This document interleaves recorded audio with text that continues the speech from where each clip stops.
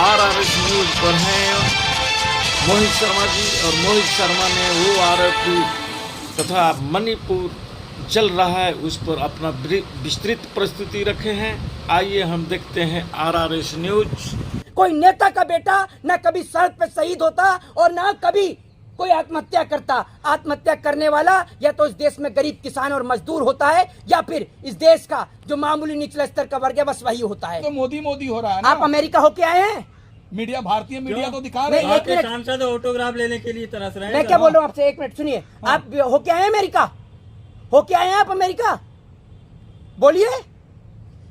अरे आप होके आए हैं तो आपने इस देश के इतिहास को नहीं पढ़ा या फिर आज ही आप किसी और देश से आए हैं? पढ़ा है आपने इस देश के इतिहास को? 1966 1966 ताशकंद समझौता, जिसमें हमने इस देश के प्रधानमंत्री लाल बहादुर शास्त्री को खो दिया। उस ताशकंद समझौते से पहले जो जवाब पाकिस्तान को मुंह तोड़ देने का काम भारत देश के प्रधानमंत्री लाल बहादुर शास्त्री ने किया, वो किसी सरकार की औकात नहीं है जो करके दिखा दे। और आप कहते हैं कि डंका नहीं बजता था? 1972 1972 पाकिस्तान के दो टुकड़े किसने किए? पाकिस्तान बनाम बांग्लादेश किसने बनाया? एक और 1966 में अमेरिका फोन करते हुए रह जाता है कि आप अपनी सेना को पीछे ले लीजिए, सेना को पीछे ले लीजिए, नहीं तो हम परमाणु गिरा देंगे, ये कर देंगे, वो कर देंगे। लेकिन मजाल है हमारे देश या देश का प्रधानमंत्री किससे घबरा जाए। अमेरिका ने क्या किया हमारे साथ में? जिस अमेरिका के आप गुणगान गाते हैं उस अमेरिका ने क्या किया हमारे साथ में, भूल गए आप? उस अमेरिका ने हमारे देश में जो अमेरिका से सड़ा हुआ पीएल लाल गेहूं आता था उसको देश में बैन कर दिया। वो गेहूं हमारे देश में आता था जो वहां पशु भी नहीं खाते थे, उसको भी बैन करने का काम किया। लेकिन उस वक्त के प्रधानमंत्री ने हार नहीं मानी, नारा दिया जय जवान जय किसान का नारा। और आज हमारा देश सक्षम है, समृद्ध है, तो उसके पीछे उन तमाम प्रधानमंत्रियों का हाथ है, चाहे वो किसी भी जाति, किसी भी धर्म, किसी भी मजहब या किसी भी दल से हो, चाहे फिर वो आपके अटल बिहारी वाजपेयी हो, चाहे फिर वो आपके लाल बहादुर शास्त्री हो, चाहे फिर वो चंद्रशेखर हो। सभी का एक अहम और विशेष योगदान रहा। शरीर जो है, और क्या किया नरेंद्र मोदी जी ने? आज भारत देश के जवानों का जो पार्थिव शरीर आता है तो उसके पीछे अगर किसी का हाथ है तो माननीय मुलायम सिंह यादव का हाथ है, जिनकी बदौलत आज देश के जवान का पार्थिव शरीर उनके घर तक आ पाता है। क्या किया नरेंद्र मोदी जी ने? नरेंद्र मोदी जी सिर्फ टैंकर से निकलकर सिर्फ फोटो खिंचाने का काम करते हैं। मणिपुर का बवाल क्यों नहीं शांत करा देते हैं? मणिपुर का बवाल क्यों नहीं शांत करा देते? अमित शाह ने कहा है 15 दिन में शांत हो जाएगा। हाँ, 15 दिन में शांत हो जाएगा। कराने वाले तो सब आप ही के लोग हैं, आप ही की पार्टी के विधायकों को आपके ऊपर भरोसा नहीं है, तभी तो वो आपको लेटर लिख रहे हैं। और मणिपुर के अंदर मणिपुर के लोगों ने मोदी जी के गुमशुदा की तलाश के पोस्टर लगा दिए हैं, ये याद रखिएगा, जाकर देख लीजिएगा वो पोस्टर भी। पूरे अमेरिका में मोदी मोदी हो रही, कैसे देखते हो? देखिए, मैं आपको एक बात बताता हूँ कि देश के प्रधानमंत्री पहली बात तो अमेरिका गए हैं, दूसरी बात ये कि एक बात देश के प्रधानमंत्री को देखनी चाहिए, और जो देश की गोदी मीडिया जो सड़क पर चिल्ला रही है और मोदी जी के वाहवाही के ढोल और ताशे पीट रही है, जरा वो अमेरिका जो देश की गोदी मीडिया है वो दिखाए कि जब देश के माननीय प्रधानमंत्री जी, हमारे देश के प्रधानमंत्री,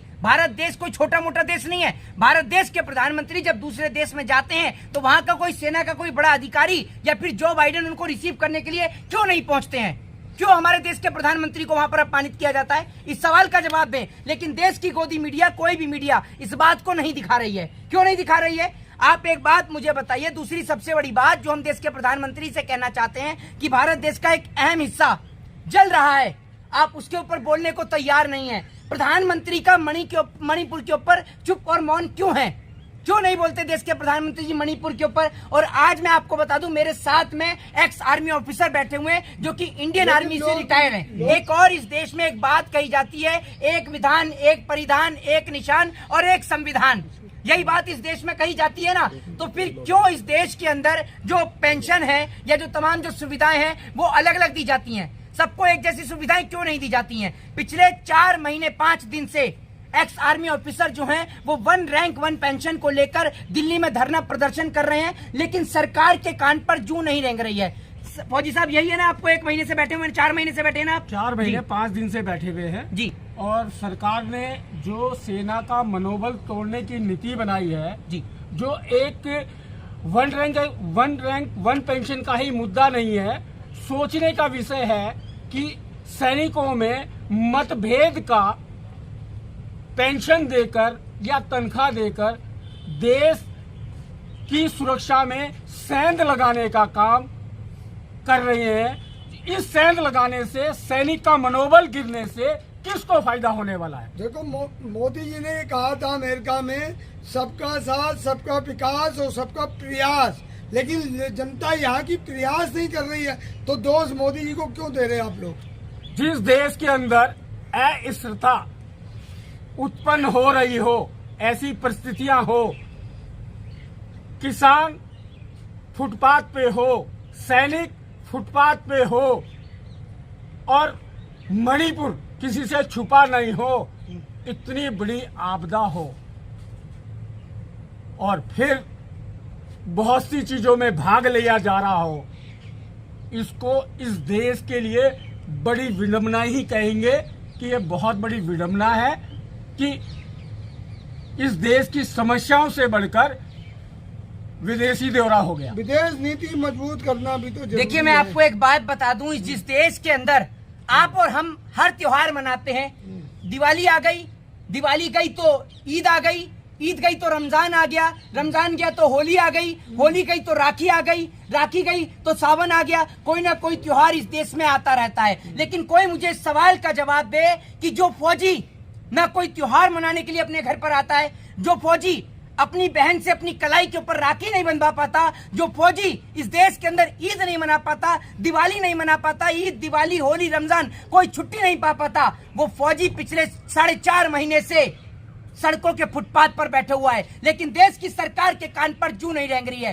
हर देश के अंदर फौजी को एक सम्मानित नजरों से देखा जाता है, फौजी को सम्मान दिया जाता है। लेकिन आप सोच कर देखिए, जिस देश का फौजी पिछले 4.5 महीने से सड़क पर बैठा हो और उस देश के प्रधानमंत्री जी विदेश में दौरे कर रहे हों, जिस देश के अंदर पिछले कुछ दिनों से, कई महीनों से एक राज्य चल रहा हो और उस देश का मुखिया विदेश का दौरा कर रहा हो, तो क्या उस देश के मुखिया से सवाल नहीं किए जाएंगे? मुखिया से सवाल किए जाएं तो लोग कहते हैं कि आप देश के ऊपर सवाल खड़ा कर रहे हैं, आप हिंदू नहीं हैं, आप देशद्रोही हैं। एक बात आप मुझे बताइए कि जो जवान जिन्होंने अपनी सारी जिंदगी इस देश को दे दी, इस तिरंगे के सम्मान को दे दी, इस देश के सम्मान को दे दी और अपने लिए, इस देश के लिए अपना सर्वस्व भी न्यौछावर कर दिया, क्या उस देश की सरकार को इनको बिठाना चाहिए सड़कों पर? मोदी जी को आर्मी से इतना लगाव है कि वो दिवाली सैनिकों के साथ मनाते हैं। देखिए, कहने से आर्मी से लगाव नहीं हो जाता। एक बात आप मुझे बताइए कि पुलवामा के अंदर हमारे भारत माँ के जो जवान शहीद हुए,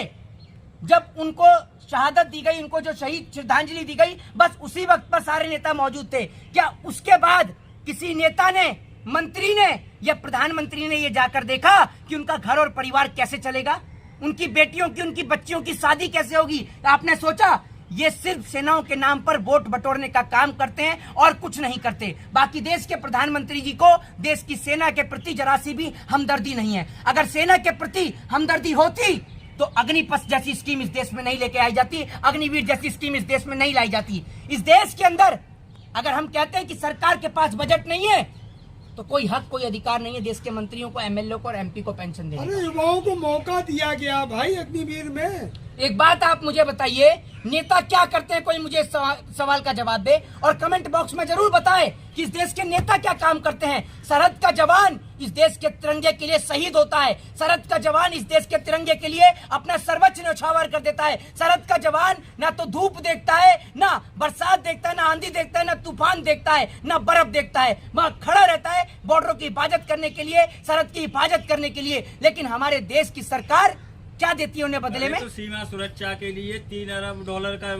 ड्रोन कैमरा तो खरीद लिया है। एक बात आप मुझे बताइए, डॉलरों से सीमा की सुरक्षा नहीं होती है, कैमरों से सीमा की सुरक्षा नहीं होती है। सीमा की सुरक्षा होती है तो देश के जवानों से। इजराइल कहता है जितनी बड़ी थल सेना भारत देश की है, अगर वो सेना मुझे मिल जाए तो मैं पूरे विश्व पे राज कर लूं। हमारे देश के लोगों के अंदर एक क्रेज होता था इंडियन आर्मी का, भारत माँ की रक्षा करने का। उसके बाद देश की सरकार बताती है, देश की सरकार कहती है कि आप व्यापार कर सकते हैं, आप उद्योगपति बन सकते हैं, आप ये काम कर सकते हैं, वो काम कर सकते हैं। मैं कहना चाहता हूं कि अगर इनको व्यापार करना होता तो ये मेहनत करके अपना फिजिकल क्लियर करके इंडियन आर्मी में नहीं जाते, क्योंकि इनको पैसे से मतलब नहीं होता, इनको मतलब अपने देश से होता है। और आज हमारे देश की सरकार नेता मंत्रियों की, एमएलए और एमपीओं की पेंशन और तनख्वाह बंद नहीं होती है, बढ़ जाती है। लेकिन देश के जवानों को पेंशन देने के लिए सरकार कहती है हमारे पास पैसा नहीं है, राजकोष खाली हो गया है। देश नीति मजबूत करना कहो, आप चाहे कुछ भी कहो, हम वो सैनिक हैं हमारे दिल में इस देश के लिए इतना समर्पण भाव है, हम बॉर्डरों पे शहीद होने के बाद भी, हमारा शरीर मिट्टी में मिलने के बाद भी बॉर्डरों के ऊपर आज भी हमारी आत्माएं ड्यूटी करती है, जो किसी से छुपी हुई बात नहीं है। हम उस समर्पण भाव को इस देश के प्रति रखते हैं और आज हम फुटपाथ पे बैठे हुए हैं। दूसरी बात, आज तक इस देश ने हम जैसे डिसबर्ड सैनिकों को और जो शहीदों की वीर नारियां हैं, इस देश की जितनी भी पेंशन की जो श्रेणी है उसमें सबसे निचले पायदान पे है। इस सवाल के बारे में आप पत्रकार महोदय, इस देश के देशवासी और इस देश की सरकार क्या कहना चाहती है? हमने ऐसे कौन सा बड़ा गुनाह कर दिया जो डिसबर्ड हो गए या हमारे भाई शहीद हो गए, जिनकी परिवार की पेंशन और हम डिसबर्ड सोल्जरों की देश के सबसे निचले पायदान पे। तो ये समस्या मोदी जी के आने से थोड़ा हुई, तो पहले से आप लोगों की समस्या है। मोदी जी ने देने का वादा किया, ये विश्वास है, इस विश्वास की वजह से हम इस देश के देशवासी और सरकार के सामने रख रहे हैं। मिलेगा मोदी जी देखिए, को हर भरोसा चीज में रखिए। हर एक व्यक्ति हर चीज में ये कहता है कि पिछली सरकार के राज में भी था, पिछली सरकार के राज में भी था। कोई भी बात पूछ लो, महंगाई पे पूछो, बेरोजगारी पर पूछो, तो हर कोई यही कहता है कि पिछली सरकार के राज में भी था। लेकिन तो मैं कहना चाहता हूँ कि हमने परिवर्तन किस लिए किया? हमने परिवर्तन इसलिए किया कि जो पिछली सरकारों के राज में नहीं हो पाया वो शायद मोदी सरकार के राज में होगा। तभी तो इस देश की जनता ने परिवर्तित किया। देश की जनता का ध्यान सब चीजों से हटाकर, महंगाई, भ्रष्टाचार, बेरोजगारी से हटाकर देश की जनता का ध्यान जो है वो हिंदू और मुसलमान की ओर आकर्षित करने का काम देश की मोदी सरकार ने किया। एक और, सरहद पर देश का जवान शहीद होता है, दूसरी ओर खेत में किसान आत्महत्या करता है। कोई मुझे सवाल का जवाब दे, निकाल कर दे दे पूरी इंडियन आर्मी की लिस्ट, इंडियन एयरफोर्स की लिस्ट, इंडियन नेवी की लिस्ट। आप थल सेना, जल सेना, वायु सेना, किसी की भी लिस्ट निकाल के मेरे हाथ में दे दीजिए और दिखा दीजिए उसके अंदर कितने नेताओं के बच्चे सरहद की हिफाजत करते हैं।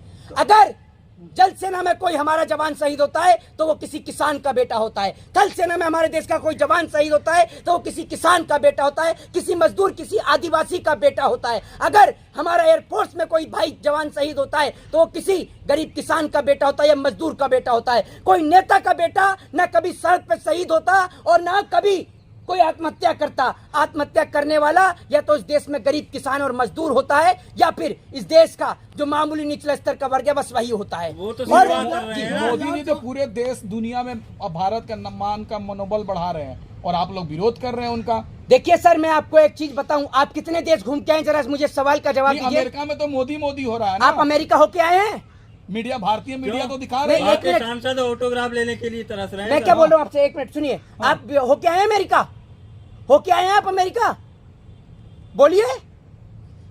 अच्छा मोदी अरे आप जी, होके आए हैं? आपने बात पिछली सरकारों की की। 2014 से पहले कभी डंका बजता था? हैं? भारत का डंका विदेशों में बजता था 2014 से या पहले। तो आपने इस देश के इतिहास को नहीं पढ़ा या फिर आज ही आप किसी और देश से आए हैं। पढ़ा है आपने इस देश के इतिहास को? पहले डंके नहीं बजते थे। सुन लीजिए, 1966 ताशकंद समझौता, जिसमें हमने इस देश के प्रधानमंत्री लाल बहादुर शास्त्री को खो दिया। उस ताशकंद समझौते से पहले जो जवाब पाकिस्तान को मुंह तोड़ देने का काम भारत देश के प्रधानमंत्री लाल बहादुर शास्त्री ने किया, वो किसी सरकार की औकात नहीं है जो करके दिखा दे। और आप कहते हैं कि डंका नहीं बजता था? 1972 1972 पाकिस्तान के दो टुकड़े किसने किए? पाकिस्तान बनाम बांग्लादेश किसने बनाया? एक और 1966 में अमेरिका फोन करते हुए रह जाता है कि आप अपनी सेना को पीछे ले लीजिए, सेना को पीछे ले लीजिए, नहीं तो हम परमाणु गिरा देंगे, ये कर देंगे, वो कर देंगे। लेकिन मजाल है हमारे देश या देश का प्रधानमंत्री किससे घबरा जाए।